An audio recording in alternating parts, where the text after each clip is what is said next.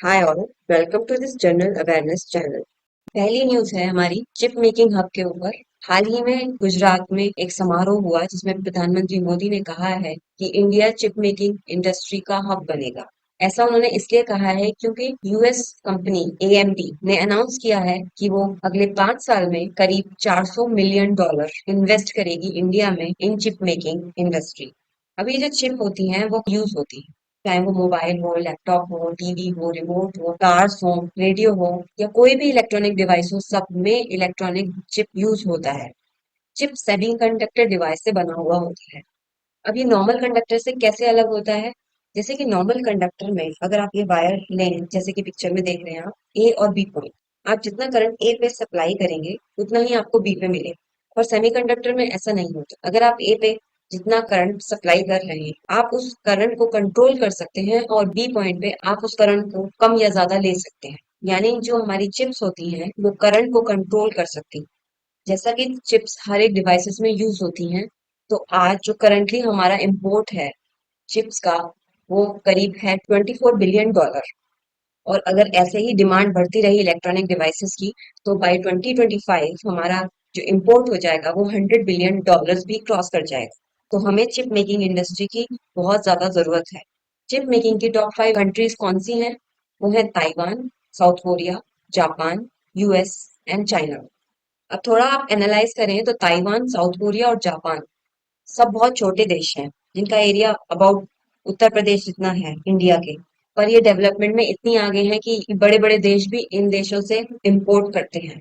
अगर इंडिया में chip making industry खुल जाती है तो इससे हमारे युवाओं को रोजगार का अवसर मिलेगा और इलेक्ट्रॉनिक डिवाइसेस हमारे कंट्री में बहुत ही सस्ते हो जाएंगे। जैसा कि आप पिक्चर्स में देख रहे हैं, इन इंडस्ट्रीज में बहुत ही ज्यादा कंट्रोल्ड एनवायरनमेंट में काम किया जाता है। लाइक अगर एक डस्ट पार्टिकल भी चिप पे चला जाता है तो चिप खराब हो जाती है। तो आप देख सकते हैं जो भी यहाँ पे काम कर रहे हैं उन्होंने एक सूट पहन रखा है, तो यानी इन कंपनीज में काम करने के लिए बहुत हाईली स्किल्ड वर्कर्स की जरूरत पड़ेगी। अगर चिप मेकिंग इंडस्ट्री हमारे इंडिया में खुल जाती है तो हमारी इकोनॉमी को बहुत ज्यादा बूस्ट मिलेगा। अब जो नेक्स्ट न्यूज है वो बच्चों में ड्रग एडिक्शन के ऊपर है। पीएम मोदी ने हाल ही में अपने रेडियो के प्रोग्राम मन की बात में ये कहा है कि पिछले साल करीबन 10 लाख किलोग्राम ड्रग्स डिस्ट्रॉय कर दी गई हैं, जो कि करीबन 12,000 करोड़ रुपए की थी। और इस साल भी करीबन 1.5 लाख किलोग्राम तक ड्रग को डिस्ट्रॉय किया जा चुका है।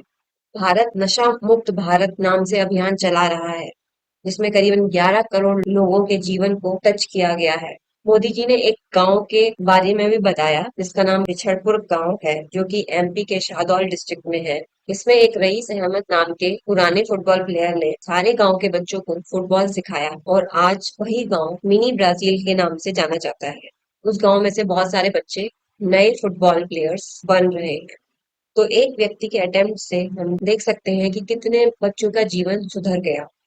ये ड्रग्स एक्चुअली आ कहाँ से रही हैं? ये ड्रग्स आ रही हैं पाकिस्तान, अफगानिस्तान और ईरान, जो हमारे नॉर्थ वेस्ट के रीजन है यहाँ से। और ईस्ट साइड में हमारे जो पड़ोसी देश हैं, जैसे थाईलैंड, लाओस, म्यांमार, यहाँ से भी ड्रग्स सप्लाई हो रही।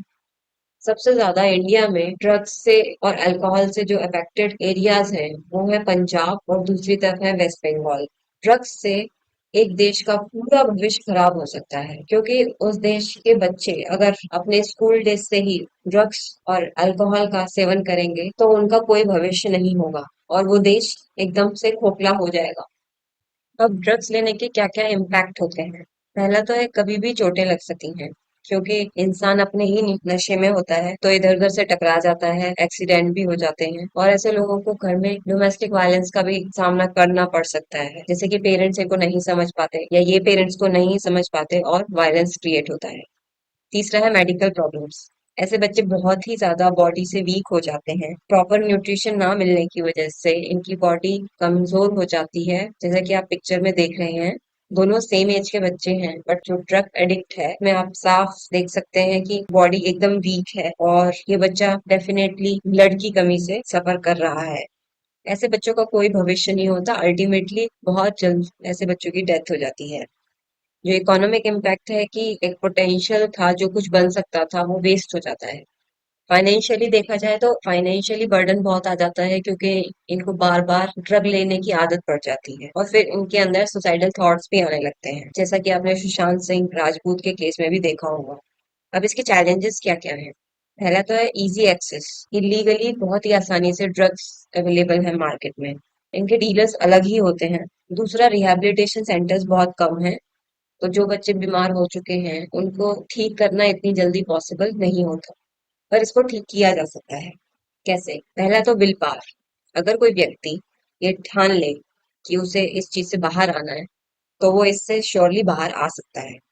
दूसरा, ऐसे लोग स्पोर्ट्स में अपना ध्यान लगा सकते हैं, जैसे कि football, volleyball, chess, carrom, cricket वगैरह वगैरह। अगर इससे भी अगर प्रॉब्लम सॉल्व नहीं होती है, तो भगवत गीता का अध्ययन करें। ऐसा क्यों? क्योंकि भगवत गीता में बहुत सारे जीवन के ऐसे प्रश्नों के उत्तर होते हैं जो एक इंसान को नॉर्मल सोसाइटी में नहीं मिलते हैं।